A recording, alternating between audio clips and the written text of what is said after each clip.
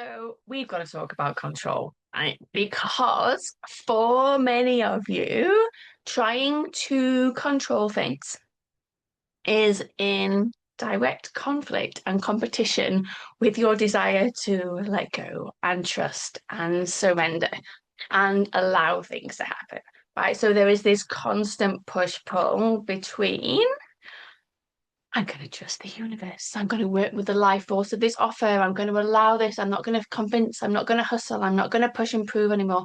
I know this stage of my evolution requires me to slow down and connect to myself and pay attention. And then comes in that part of you that learned a long, long, long, long time ago that in order to achieve, in order to be good enough, in order to be loved, what you have to do is constantly be scanning and hyper vigilant and managing people's emotions and watching out for things. And if you aren't being seen and you aren't being visible and you aren't showing up and you aren't saying, please, please, please, please like me, but not maybe quite that directly, that you will be ignored. That you will be ignored, that you'll be overlooked, that you will be invisible, and that you will not be loved. Because somewhere, way back when, you learned that love has to be earned. And love is earned by you doing good things and showing up and being a good girl or a good boy. And the challenge is that this next stage of your evolution requires you to not be a good girl and not be a good boy. It requires you to not push and not hustle and not try and prove your worth because it requires you to be who you are, to follow the nudges, to trust and to surrender. And how do we actually get to that point where we can do these things, right?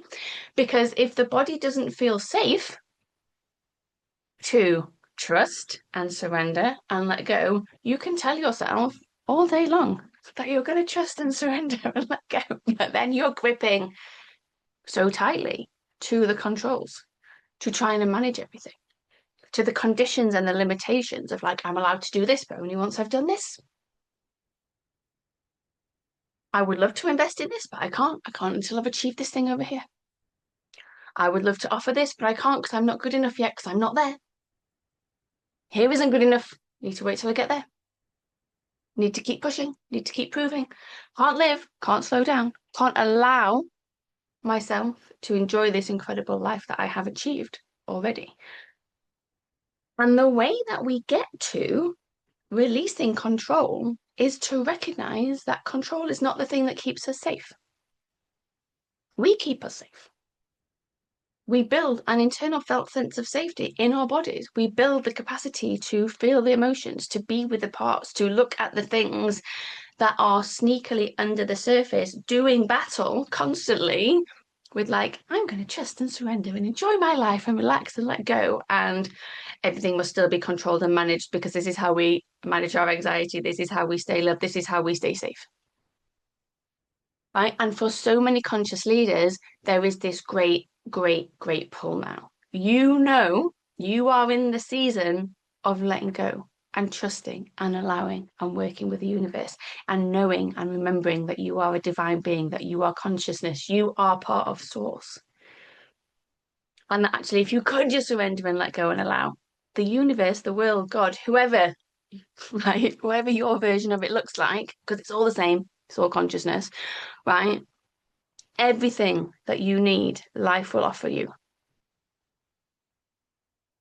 if you can only let go and allow it. And this stuff looks like deep emotional work, deep psychological work, nervous system work, trauma work, belief work, pattern work. And so this message is for those of you who recognize you're in this push-pull dance and you know that you are being called to step into your next level of soul-led conscious leadership. And that not only for your own good do you need to learn to let go and stop trying to control everything, but you also need to do it for your clients who are also gripping tightly, holding on, trying to control everything. And if you are in this space and you want somewhere to do this depth work in an intimate space, led by someone who gets it, because ask me how this video got inspired, guys, then come and join the Wealthy Witches Soul Expansion Mastermind. It's a very specific space for conscious leaders whose life is already great. Life is already great. You don't need to do the work that you feel called to do. Like, you don't need it to pay your bills and to feed yourself, right? And yet there is that something in you that is like, I cannot not do this work.